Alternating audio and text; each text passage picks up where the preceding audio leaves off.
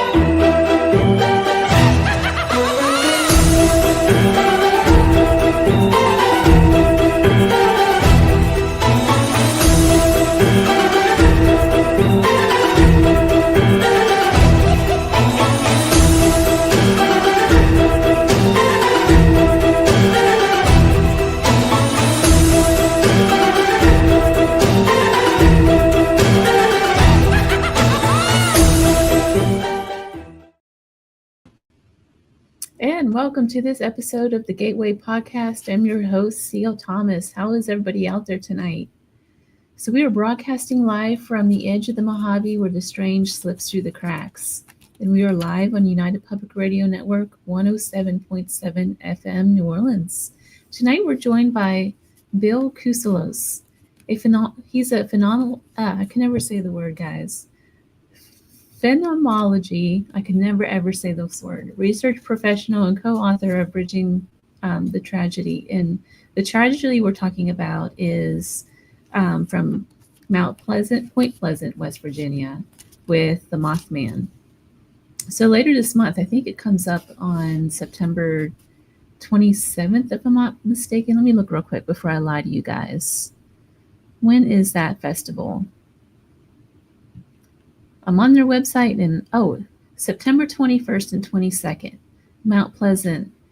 It's Point Pleasant. There's a Mount Pleasant in Pittsburgh where I grew up, and that's why I keep saying that. But Point Pleasant, West Virginia, the annual Mothman Festival is happening. And so I thought it would be really good to have somebody who is an author, Bridging the Tragedy, come on and talk a little bit about it and help us get ready for this big festival. They have it every year.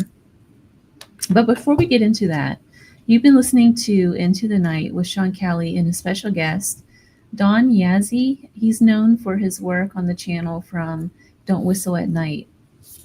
I'm not sure where he gets that title, but it's so interesting because he is part of the Navajo community around the Four Points area.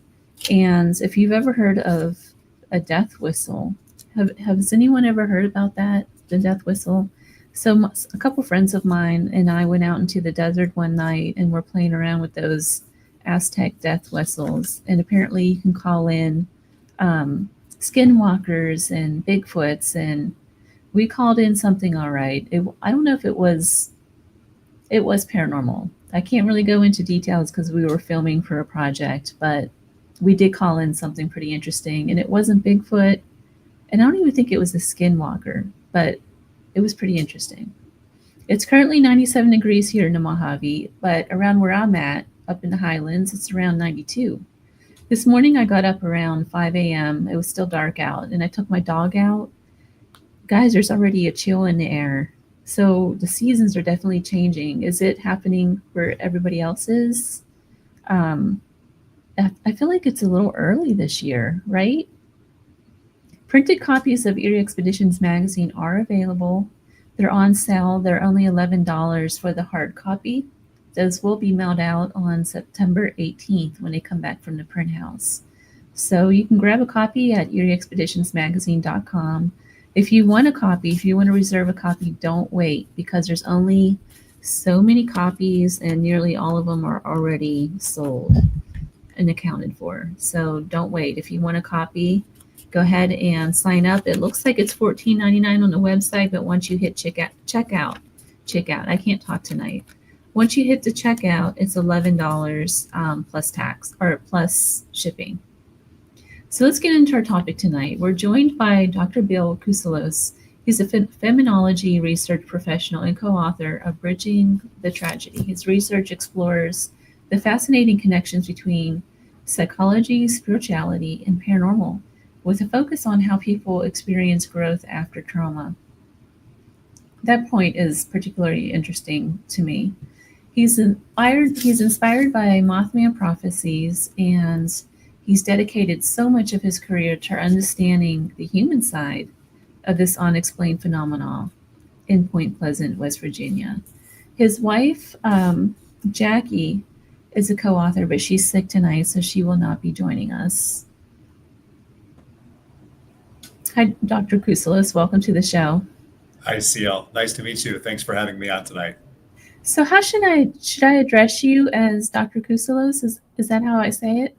You can call me Bill. Call you Bill. Okay. You can call me Bill. Yeah, that's perfectly fine. So tell me a little bit about your book and about your work and why you decided to write about Point Pleasant. I keep saying Mount Pleasant. I understand. So I saw the Mothman Prophecies movie way back in 2003. So it's been over 20 years now. And it really was fascinating to me. And so I went out and I bought the book by John Keel about the Mothman Prophecies and really kind of went off the deep end and studied everything I could about the whole Mothman story, about the phenomenon. John Keel, the author, as well as his contemporary, Gray Barker, I gathered all their information and just read and studied and so on and so forth, and did that for over 10 years. And in 2016, my wife, Jackie, asked me where I would like to go for vacation. And I said, well, let's go to Point Pleasant. So she kind of looked at me and she said, okay, we can do that as long as you take me to the Serpent Mound also. They're not too far away from each other. So we did that. We drove to the Serpent Mound over the 4th of July weekend. We spent the night. We checked out the Serpent Mound, but the whole time I was just getting twitchy. I wanted to get to Point Pleasant. So we took off the next day and we headed towards Point Pleasant, and it was just a really magical experience for me. I mean, when we got to the actual Silver Memorial Bridge, the bridge that goes over the Ohio River, which replaced the Silver Bridge, which had collapsed back in 1967, I just had this glow about me. I was so excited that the sky reminded me of the Tom Cruise movie, Vanilla Sky. It just was surreal. The whole thing was just a really, really fascinating experience. And we rolled into town, and I want to say that was on a Friday. I don't remember the day of the week it was, but we arrived in Point Pleasant, which is a very small little town, after 5 o'clock, and everything was closed. We saw the Mothman statue, we saw the museum, and then we saw the post office. And my wife is a retired postmaster, so of course she kind of zoned in on that. She was still working, for the Postal Service then. But basically, we ran out of things to do because it's a small town and we didn't know what else to do with ourselves. So Jackie noticed that there was a little old lady looking out of the restaurant window right across the street from the Mothman Museum. And she said, I think that lady wants us to come talk to her. And I was ready to get out and go explore. And I said, you know what, let's go down here and let's see what's over here. And she looked at me again and she stopped me.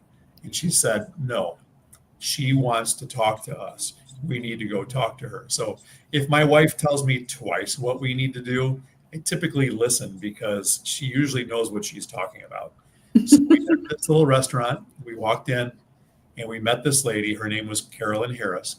She's really sweet Southern lady, early to mid 70s, invited us in, poured us a couple drinks, a couple Cokes or whatever it was we had. And there was another gentleman that was in the restaurant also, and his name was Mark. And we just got to visiting with them. And I don't know, 10, 15 minutes into the conversation, I said, you look familiar to me. Have I seen you maybe in a documentary? And she said, yeah, you probably have. I said, "You've been in a documentary?" She said, "Well, I've been in about 16 of them." Oh, So wow. she was the co-founder of the Mothman Festival, very, very ingrained within the community. And most importantly, in 1967, when the Silver Bridge collapsed, she lost her first husband and her 2-year-old son in the bridge disaster. Oh, So wow. as soon as we heard that, it kind of puts you in a position of reverence, and you want to take good care of this lady and just have a really positive relationship with her. So for the next several days, we kept going back to the restaurant, and she told us about what it was like when Mothman was in town, and there were UFOs that were taking place in Point Pleasant at that time, also back in '66 and '67. She talked about the men in black. What she would not talk about was the bridge disaster because it was just too painful for her. And we understood that and we respected that. So after our trip, which I really thought was going to be a one and done kind of a thing, we had a wonderful time. We checked out the Chief Cornstalk hunting grounds. We went out to the TNT area where Mothman was sighted by Roger and Linda Scarberry and Steve and Mary Millette back in '66. And we just got really kind of connected to the community. But we went back home after our trip. And at that point, we had to go back into our day jobs, doing the things that we did to allow us to be able to take vacations. So the next several months went by, and on Christmas Eve, I told Jackie we were headed to her mom's house for Christmas dinner. And I said, we should give Carolyn a call because she'd given us her phone numbers and we just really connected with her. We love this lady. And Jackie said, that's a good idea, but it's Christmas Eve. Let's call her after the holidays are over. And so I agreed. Let's do that. The very next day, Mark, the gentleman we met in the restaurant with Carolyn, on Christmas Day, sent us a message on Facebook Messenger and told us that Carolyn had had a heart attack, and the next day she died. So sadly, we never had a chance to go back to Point Pleasant and to see her again. But long story short, we had gotten to be friendly with Jeff Wamsley, who owns the Mothman Museum, during our first visit. And I contacted him, and the next year we ended up going to dinner with him when I was coming back from a residency when I was working on my doctorate. And we sat down and visited with him and so on and so forth. And we started kind of putting together the blueprint, or at least the mental idea, for a book we'd like to write about Point Pleasant. But when I finished graduate school in 2021, right after that, we built a research plan. And the research plan was to look at the good things that became of the community of Point Pleasant by experiencing the Silver Bridge disaster and experiencing the paranormal phenomena, meaning Mothman, UFOs, men in black, et cetera, et cetera. So it was our passion for the people and really that brief time we got to know Carolyn that kicked off our desire to write this book and ultimately write Bridging the Tragedy. Wow, that's quite the story. How ironic was it that you thought about her like that and then she passed away in that same time frame? I would go on record to say that it was really bizarre, except things like this happen in our lives all the time. I mean, they just really seem to manifest. And I know the term synchronicity is bandied around quite a bit these days, but we really do find it, especially when we're looking at, the paranormal community and specifically Mothman. So, we found, I wasn't shocked that it happened when it did. I was saddened, but these are the kinds of things that we almost kind of look for to happen in our lives now. Not necessarily, certainly somebody's death, but weird coincidences happen in our lives all the time. This is one thing that people never seem to bring up, and this is the first time I even really thought about it, to be honest with you. The whole Silver Bridge collapse was that not that long ago. And so we have this Mothman festival every single year in Point Pleasant. I feel like we don't really talk about the survivors that had loved ones that had died in that tragedy. So And I would agree with you. Yeah. it's Yeah. interesting. When I worked on my doctorate, I studied the phenomenon of post-traumatic growth. It's the good things that we get to experience as a result of going through things that basically shatter our worldviews. And traditionally, post-traumatic growth, which has been a phenomenon that's been studied by psychologists for the last 30 years or so. Traditionally, it's been studied in things like cataclysmic disasters, talking about things like earthquakes, the tsunami that happened in 2004, mass catastrophe, people losing their lives in mass quantities. And so it made sense to us to take a look at the Silver Bridge disaster because there were 46 people who died in a town of about 4,000. So that's a pretty significant portion of the community. And after having gotten to know Carolyn, I really wanted to work on a book about her life specifically. But again, we only knew her for a week, less than a week. We never got to see her again. So what better way to commemorate that brief relationship than to study with other survivors who had lost loved ones, family members, friends, to get to know what their lives turned out to be like. And it was really something that I don't know, in my life, it's one of the most important things that I've been able to work on. And I'm very passionate about that. For those unfamiliar, could you share what inspired you? Well, you already shared a little bit about writing Bridging the Tragedy, but how did the Silver Bridge collapse become, so to speak, the central focus for your research? So the Silver Bridge was constructed in 1928, and that being almost 100 years ago now, it was kind of built with horse and buggy and Model T Fords in mind. It wasn't built with 18-wheel semis and big, heavy cars. This is a 2-lane bridge. It was a bridge that was put together with what was really newfangled technology back then. It was only utilized a few times.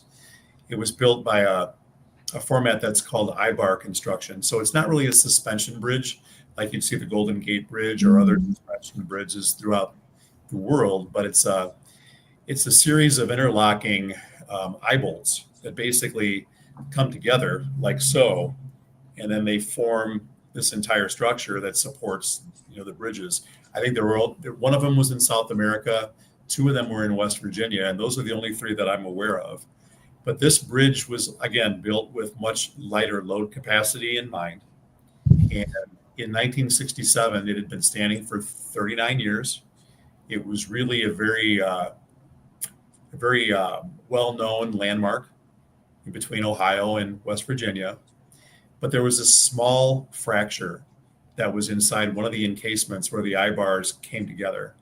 It was a manufacturing defect, and it was very, very small, just a centimeter or so, a crack. And over the years, almost 40 years, with the elements and the heavier vehicles and such, on December 15th of 1967, the bridge packed with all kinds of cars and semis and such, and both lights were turned red. And I guess this was a phenomenon that took place on a pretty regular basis in the Silver Bridge, but it was totally packed. And it was very cold. It was very, very humid. And this crack finally gave way. And they said that it tilted the deck of the bridge to one direction and half the cars fell into the river. And then it twisted and turned the other direction and the other half of the cars fell into the river. And then the whole encasement fell down on top of the vehicles below. So there were very few survivors. 46 people died. 2 bodies were never recovered. A lady and then a young school girl were never recovered. But I think the reason this is my theory about this, the Mothman and the UFOs and all the strange phenomena that was going on was one thing. And it was really kind of a singular case where nothing of this concentration of paranormal activity, really outside of something like Skinwalker Ranch, has ever taken place in a community, certainly a small community like Point Pleasant. But when the Silver Bridge went down at the end of all that activity, a lot of people have kind of combined the Mothman legend with the Silver Bridge disaster. They go together like hand in glove, but the people in Point Pleasant who lost loved ones don't want to hear about the Mothman in conjunction with the bridge. They believe it was 2 separate things. In fact, a lot of the people that we interviewed for Bridging the Tragedy said, we can talk about Mothman, but don't bring that crazy thing into the Silver Bridge disaster because we lost friends. we lost family members. So I think to answer your question, the Silver Bridge was such a pronounced catastrophe in such a small town that happened after 13 months of paranormal activity, which really didn't necessarily 100% subside at the end of that time, but it really went away because the people's focus was now on salvage, the relationships, helping support people in the community who had lost loved ones. And as Jeff Wamsley, when we interviewed him for the book, said, don't talk to us about that crazy stuff. We're burying loved ones now. Oh, wow. Well, where does this idea of, where does the Mothman legend, it is tied to Point Pleasant, but I kind of understand like it's a separate thing from the narrative of the tragedy and the trauma. But do you think that the Mothman and all of that phenomena was kind of like a precursor, or maybe a, what's the word I'm looking for? Like a warning or something that this was going to occur? In my years of studying the story and the people that we've talked to, both researchers on the paranormal side and really just on the human side, for the most part, really kind of what I've come to think about the situation is that if Mothman were related to the bridge disaster, I don't believe that it caused the bridge disaster. If it were related, then my thought would be, as you mentioned, it warned the people of the community that something catastrophic was going to happen. Now, John Keel, the researcher who was boots on the ground in Point Pleasant during this time frame, he knew that something was going to happen, and he was getting outside messages from individuals, whether they were human in nature or whether they were otherworldly entities or what have you. There was a person he was working with on a regular basis named Jade Perro. She was receiving what she called to be telepathic communication from otherworldly entities, and they were giving him predictions. And one of those predictions was Robert Kennedy should stay out of airports. Dr. Martin Luther King is going to be assassinated. The Pope is going to be assassinated. Two out of those things happened. The Pope wasn't assassinated, but there was an attempt, but it was stopped. So Keel was getting all this information, and he was also getting information that there was going to be a disaster on the Ohio River. He thought a chemical plant was going to explode. That was depicted in the movie. But it wasn't a chemical plant that exploded. What ultimately happened, obviously, was the Silver Bridge collapse. So he believed he was receiving messages, which is why it's called the Mothman Prophecies, because he was receiving all these messages during this time frame. That's interesting. So there was a TNT plant out there as well. Is there any connection with that? Because people often bring that up too into it. Yeah, the TNT plant, really, there was a North Power Plant, is what it was called, was in the area that's now referred to as the McClintock Wildlife Preserve. And that wildlife preserve was called the TNT area. It's also called the TNT area now, but it's really called the McClintock Wildlife Preserve. That's its name these days. But there was a power plant. Mothman was sighted in the power plant. And the Scarberries and the Millettes were in the TNT area, which was kind of like an area where couples would go to hang out. Kids would drag race their hot rods back in this enclosed foresty type of an area. And the reason it was called the TNT area is because back in World War II, the United States had storage areas for TNT. So there was a munitions plant that was going on there. There was the TNT plant, and then there were 100 domed concrete igloos that they stored these munitions inside of. And then as the underbrush grew over the top of these concrete domes, it was something that couldn't be seen in case there were Japanese or German planes somehow that crossed over into our airspace. So they were kind of protected from that, shielded, so to speak, by the vegetation. It's wow. So what is the connection in the paranormal though with the TNT? Do they think that, because I've heard so many different theories, such as maybe Mothman was a bird that was somehow radioactive from this TNT plant. I've heard that. I've heard, what else have I heard? There was something else along those lines too, that maybe something from that plant was causing people to see things that weren't there. What is your theories? Those are both a couple of popular theories. Another thing that I didn't mention was, I think it was the final day that we were in Point Pleasant, the first trip in 2016. We pulled up to Carolyn's Diner, and Mark was inside, and there was a small car, compact car, sitting out front of the restaurant, and on the license plate it said Cornstalk. And so we thought, wow, wonder who might be in there. So we went inside. Mark's half sister is a lady by the name of Lynn Cornwell Robinson, and she is the seventh fire granddaughter of Chief Cornstalk. Now, Chief Cornstalk, as legend has it, was a tribal chieftain of the Cherokee and Mingo tribes back in the 1700s, right around the Revolutionary War time. And he was trying to protect his tribes and his land from colonialism. So we had Fort Randolph, which was right there in what was Virginia at the time, because they hadn't spun off as they did in the Civil War into West Virginia. So the colonialists were staying in the fort, and Cornstalk was trying to stave them off. He didn't want them to take any more lands because they were always pushing westward. Obviously, they pushed all the way to California eventually. Right.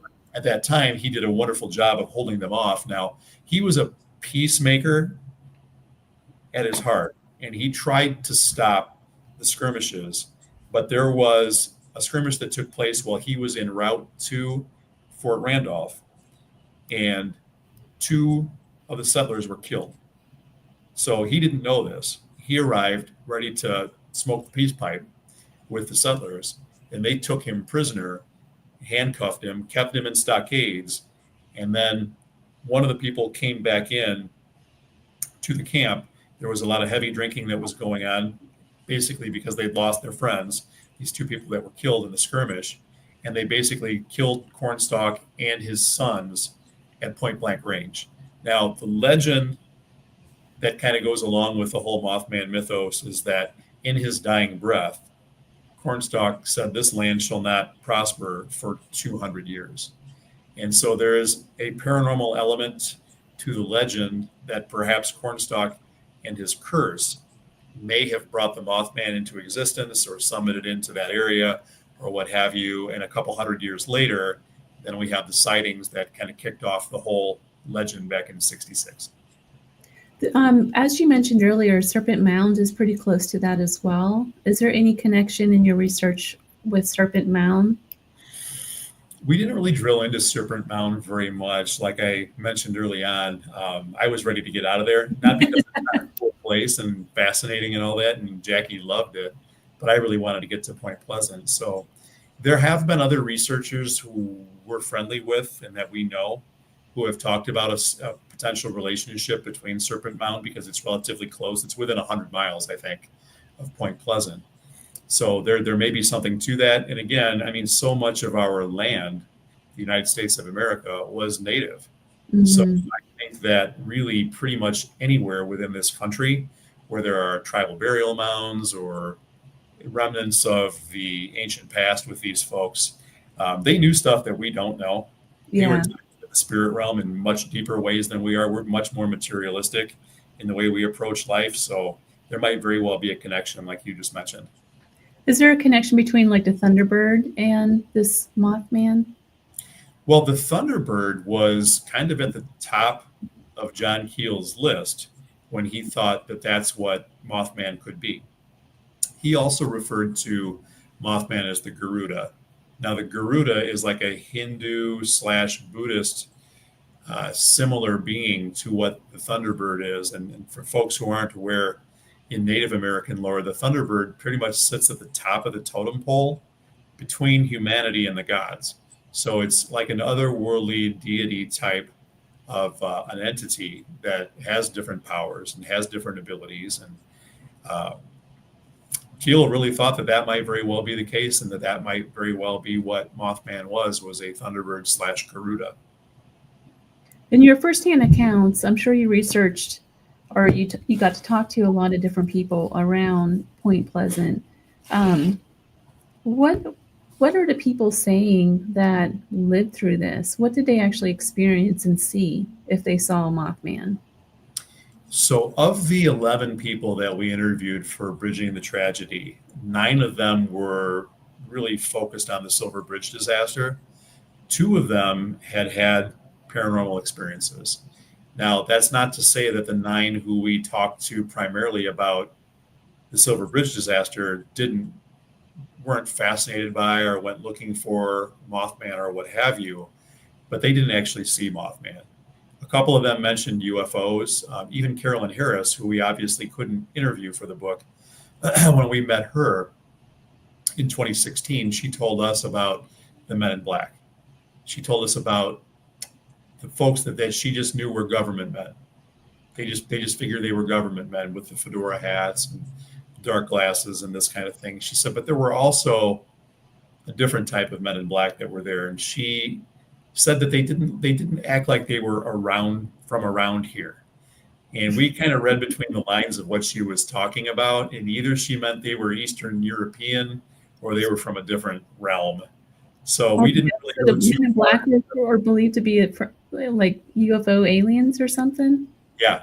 She really kind of laid that out there for us. And we didn't go too far in depth with that part of the conversation, but it was fascinating to hear her say this. So the folks that we did interview that had paranormal experiences, one of them is actually a pretty voluminous author when it comes to Mothman. He has several books he's written on Mothman. His name is Andrew Colvin, and he's published hundreds of books in the UFO field, in the Mothman field. He's republished works of John Keel that were collected in Fate magazine and different magazines from back in the day, the beginnings of Forteana and ufology. He's published a lot of the older works, Stranger in the Pentagon, Valiant Thor, things like that. But he was friends with John Keel towards the end of Keel's life. And he also believes that Mothman was a Garuda or a benevolent entity that was really kind of like a cosmic crime fighter, which really fits the paradigm of if Mothman was here in Point Pleasant, maybe Mothman was here to warn us. Wow. Well, the Men in Black, did they show up in town? I'm always confused on this story. They showed up in town after the bridge collapsed, right? They were in town before the bridge collapsed and after the bridge collapsed. It Okay. sounds like you've read the Mothman Prophecies. Because Yes. Mary Heyer, who was the local stringer for the Athens, Ohio Messenger, and she was there with John Keel doing investigations and interviewing people about UFOs and Mothman. She, at the very beginning of the book, Keel writes about a couple of encounters she had with men that showed up in her office.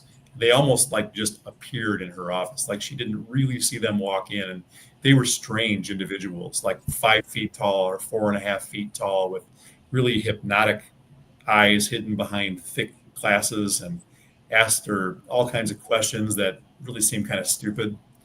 And they asked her about John Keel. Is Keel around? And don't believe him. He's a con man, things like that. So that was after the bridge collapsed. But also before the bridge collapsed, they were in town.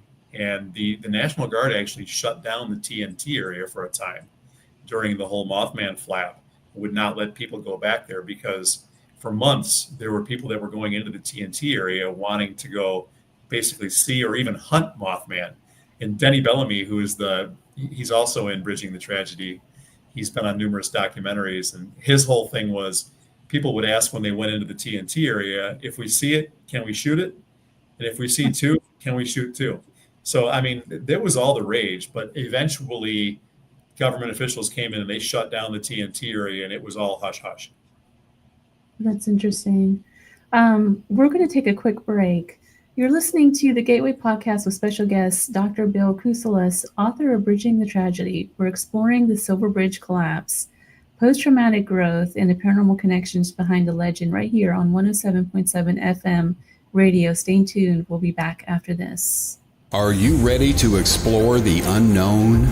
Dive into the world of the strange, mysterious, and unexplained with Eerie Expeditions magazine. Each issue is packed with spine-tingling tales, cutting-edge paranormal investigations, and exclusive insights into hauntings, cryptids, UFOs, and more. Whether you're a seasoned investigator or just love a good ghost story, Eerie Expeditions magazine has something for you. Join our growing community of truth seekers and adventure lovers. Subscribe today at EerieExpeditionsMagazine.com and unlock the secrets of the supernatural. Are you ready? That's EerieExpeditionsMagazine.com, where the extraordinary is just a click away. Dare to discover. And we're back on the Gateway Podcast here on 107.7 FM. I'm your host, Yael Thomas, and joining me tonight is Dr. Bill Kousoulas. He's the author of Bridging the Tragedy. You can find his book. It's on Amazon.com, and it's also on his website, I saw. Bill, what's your website? I actually have typed in our website and our email and my Facebook into the chat. Would you like me to send that to you? Yes, and you know what? I'll post that after the show on Facebook, right underneath the show. So if you're listening tonight and you're looking for that website, it will be posted on my Facebook.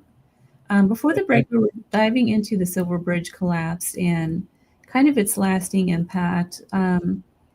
Did you uncovered the personal stories from survivors and witnesses?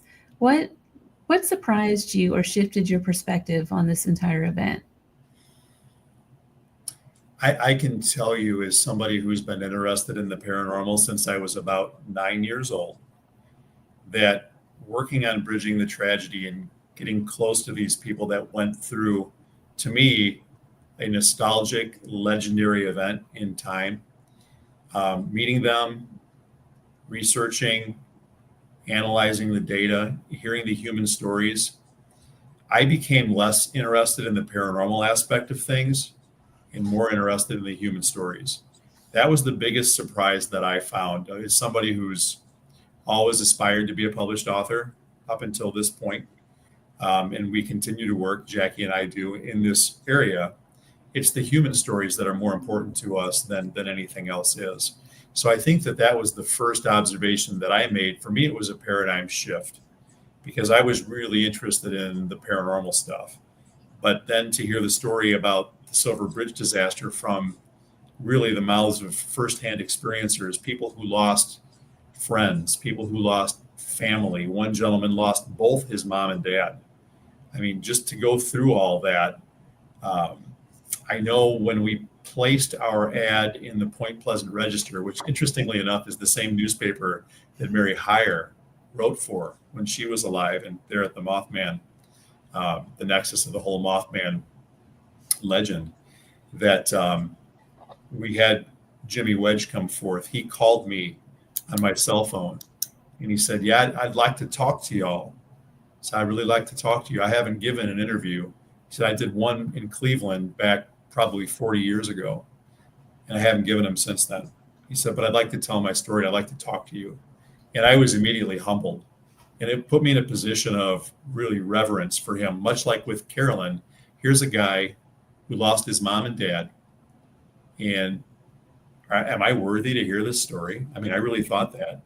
And so we conducted a few interviews on our first trip to Point Pleasant. We interviewed Mark Griffith, the guy we met with Carolyn. We interviewed a guy by the name of Rick Handley. We interviewed Denny Bellamy, who I mentioned. We interviewed Linda Lane and Susan Sayer. And we kept mentioning to the folks that we were going to interview this guy named Jimmy Wedge. And Rick and Denny both kind of looked at us and they're like, "Who? He doesn't give interviews. You're not going to talk to Jimmy Wedge." And then we had lunch with Jeff Wamsley from the Mothman Museum, and Jeff was the last interview that we did. And before we interviewed Jimmy, Jeff was several months later. Jeff looked at us the same way. He's like, "He doesn't give interviews. You're going to interview Jimmy Wedge?" And so by then we were all worked up. I mean, in the first place, I was already nervous because here I'm going to interview this guy that lost his mom and dad. And I'm a newly minted psychologist, and my wife is a retired postmaster. She literally retired right before that road trip to go interview people. And so we're like, "Well, should I interview him? I'm the psychologist." "Well, maybe you should. You're a government official." He was a legislator. He was actually the mayor of Point Pleasant after the bridge collapsed many years later. And then he was in the Congress, I think in the Congress or the Senate of the state of West Virginia. And he's a lobbyist now. And he was almost 80 years old when we met him. So we were all nervous to go talk to Jimmy, and we sat down with him, and he immediately put us at ease. He was the funniest guy that we interviewed for the whole story.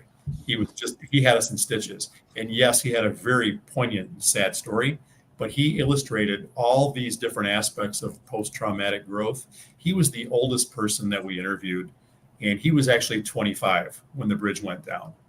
And so he was an adult. Everybody else was significantly younger than he was, 18 closest.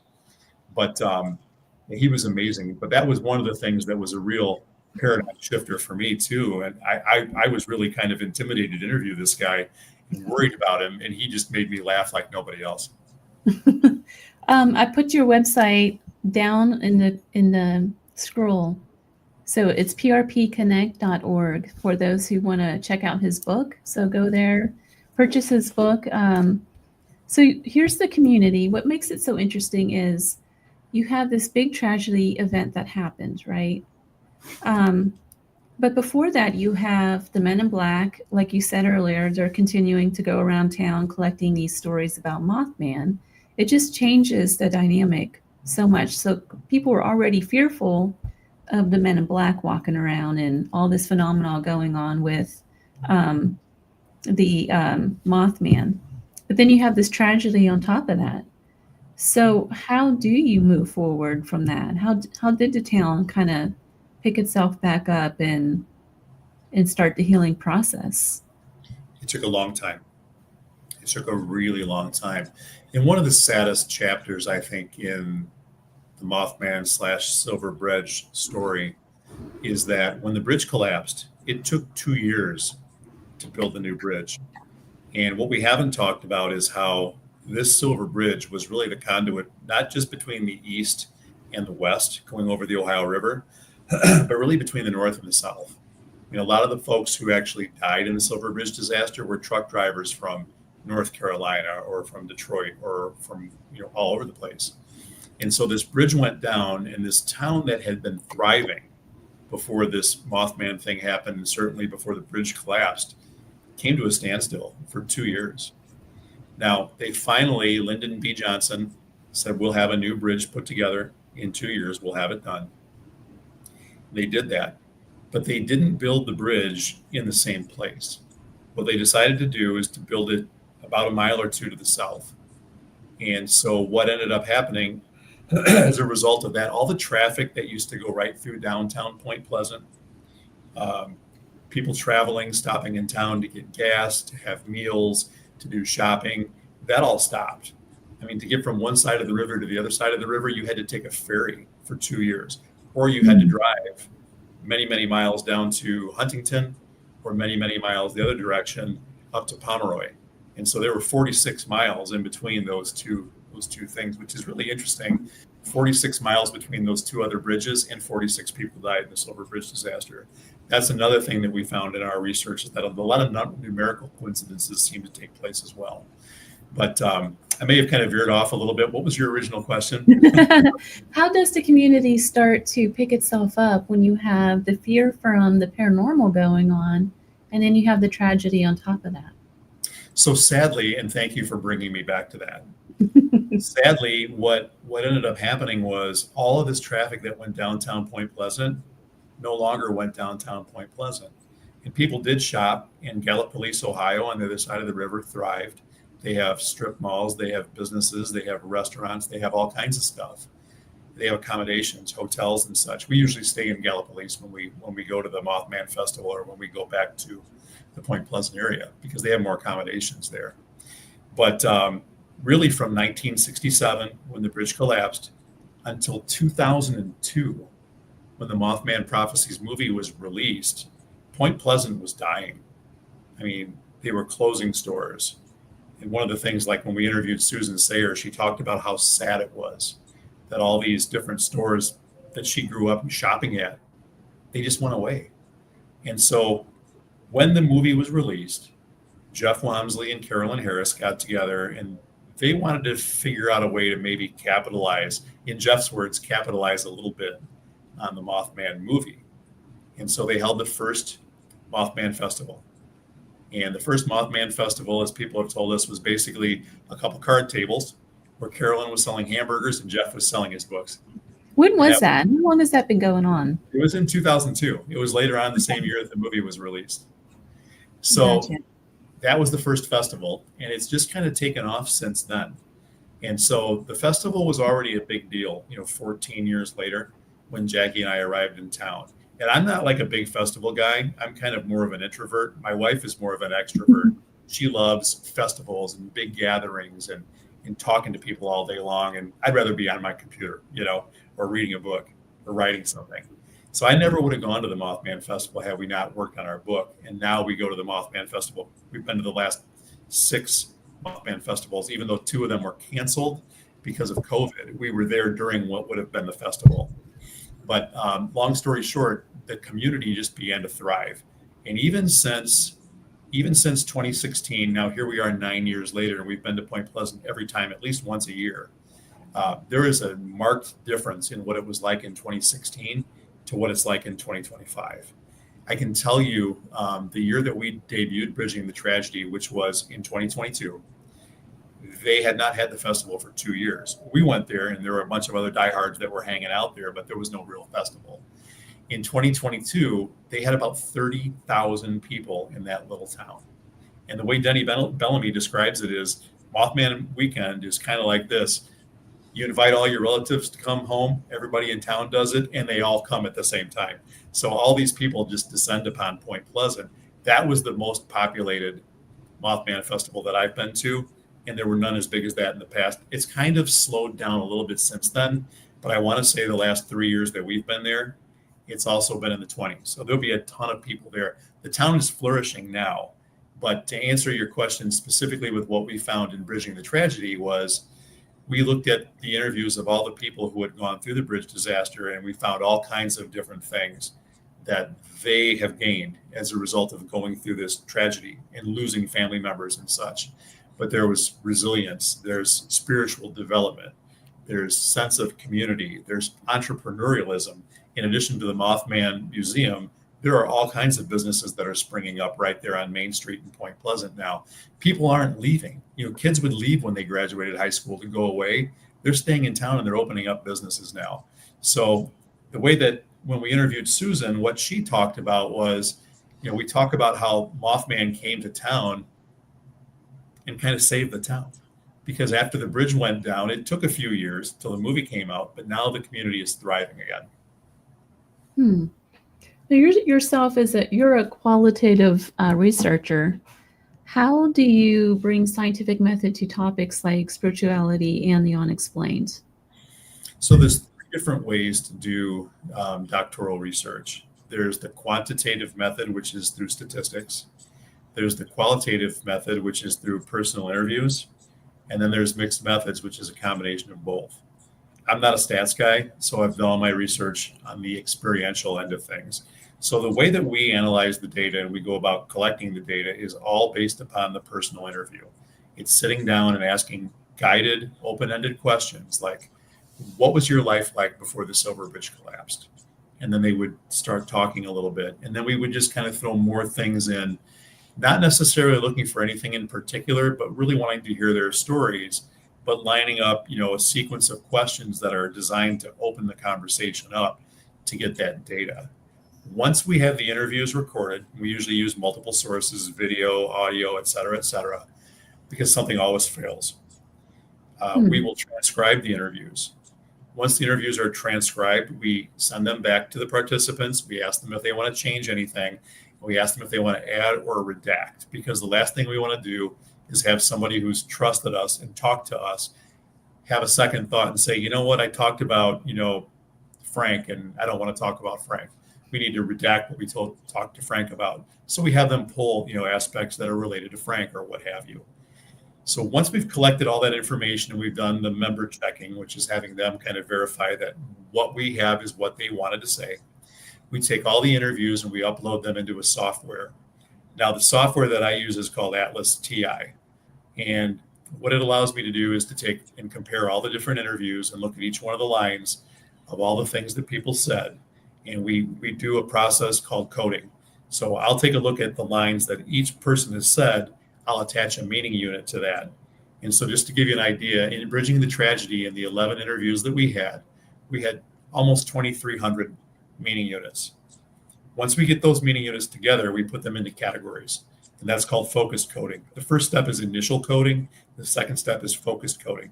So we take all those things. It's kind of, if you imagine a big funnel, you're narrowing your focus down to be able to find out what you're really looking for. For us, we were looking for the elements of post-traumatic growth for people who had been through the Silver Bridge disaster and or the paranormal phenomena associated with Mothman, Men in Black, UFOs, et cetera, et cetera. We go from the initial coding down to the categories, which is the focus coding, then down into what's known as theoretical coding. And from there, we develop the dimensions of post-traumatic growth.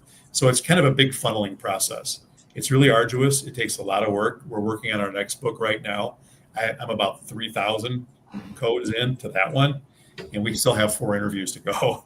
So Is that with the same area? it's the next book is we already have a working title for it, and that's called Transcending the Darkness. And what we're looking for here, it's not specific to Point Pleasant or Mothman, but it's looking at the relationships between trauma in people's lives and the manifestation of paranormal activity in people's lives. Because I've always believed that there is a relationship. I believe that people who have experienced trauma are more open to extreme possibilities, but I don't know if that's a reciprocal relationship or if it's coincidental, using that word again, or if one affects the other first, like the chicken and the egg, or maybe the other affects the other one first. We don't know that. But again, we're focusing on post-traumatic growth too. So it's the relationship between trauma and paranormal activity, but what good came of your life as a result of going through that trauma and that paranormal activity. That's the next book.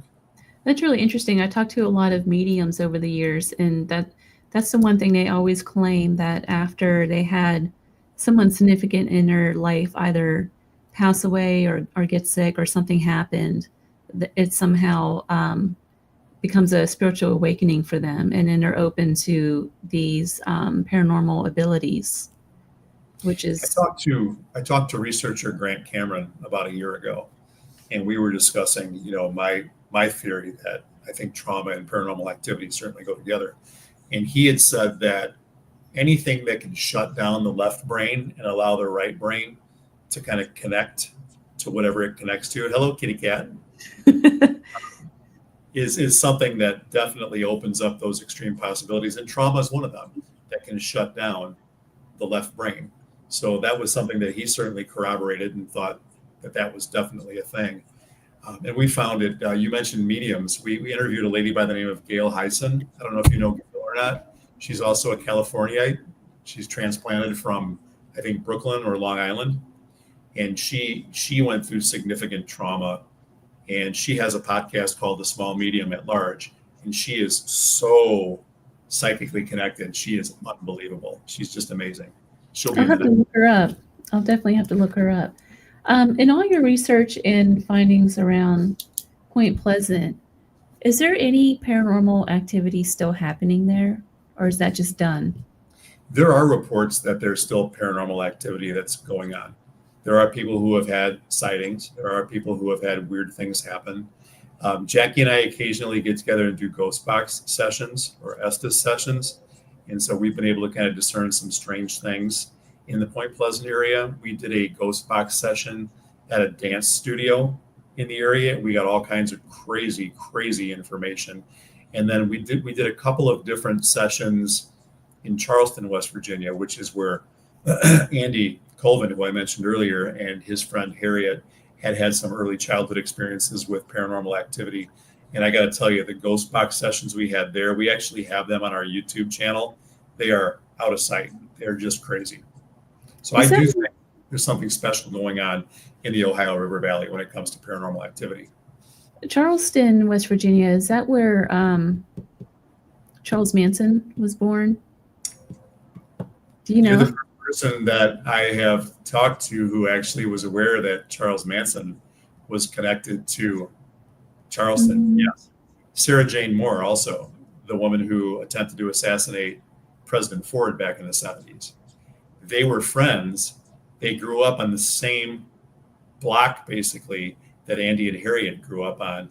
And they were known to be seen hand in hand walking through the community. Now, interestingly enough, I'm not sure how much time we have left, but the first ghost box session that we did on Bird Mountain, which is right where they all lived, we got some of the craziest hits that we've ever had. We had the sensation of like electrical sensation around the third eye and crown chakra area, being pulled up by that area. And then we went back 2 years later and did another one in the same region and had those kinds of things happen too. And that's probably a topic for another show. We Yeah, can go on. that's a whole different show. Fascinating stuff. Yeah, fascinating stuff. Really But yeah, Charles fascinating, Manson was from right there, right where we were. You know, stories of Mothman go all the way up to Western PA as well. I used to hear when I was a kid, don't go in the woods at night, Mothman might get you. I Sure. used to hear that as a kid. But Yeah. what do you have, like for listeners that are intrigued with your work, what's your next research project aside from your book? Do you have anything else coming up? Well, outside of Bridging the Tragedy, it would be the next book, which is Transcending the Darkness. We were hoping to have that one ready to debut at next weekend's Mothman Festival, but we just couldn't get rolling on it quickly enough. So really, I mean, that's what we do for the most part, is we research and then write books about these types of topics. So those are the only two projects that we presently have, the first book and then the second one we're working on now. Gotcha. And where are you going to be at this festival? Do you have a table there? Can people come see you? We do. Actually, we're going to be presenting at the Trinity Lutheran Church, or Trinity Methodist Church, I think it is. We'll be presenting at 5 o'clock on this next Saturday, so 10 days from now or thereabouts. We'll be presenting then, but we also have a table. We'll be right next to our friends Joey and Tanya Medea, who will be there. Ken Gerhard is also going to be one of the speakers. Richard Haddam, who was the screenwriter for the Mothman Prophecies movie, is going to be there also. They've got a good panel of people speaking. And the night before the Mothman Festival, Jackie and I will be talking about Bridging the Tragedy at the Gallipolis or Samuel L. Bossard Memorial Library.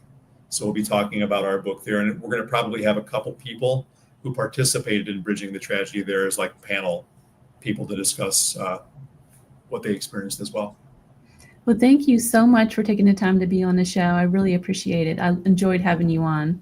Well, thank you, Seal. It's been nice to meet you. Thanks for having me on. Don't go away, because I have something to ask you real quick. Okay, so don't go just yet. I'll stay right here. Okay. So you've been listening to the Gateway Podcast, broadcast from 107.7 FM New Orleans. My guest tonight, Dr. Bill Kousoulas, author of Bridging the Tragedy, Exploring the Silver Bridge Collapse, Post-Traumatic Growth, and the Paranormal Connections Tied to the Legend of Mothman. If you missed any part of the show, you can subscribe to my YouTube channel to catch and replay and stay up to date on all my latest radio interviews. And pretty soon I have some little short documentaries that are about to come out on YouTube as well. You can find a link through my website at clthomas.org. And Bill's website, you can find his website and read about what he's doing and follow him. It's prpconnect.org. Thank you all for listening, and until next time.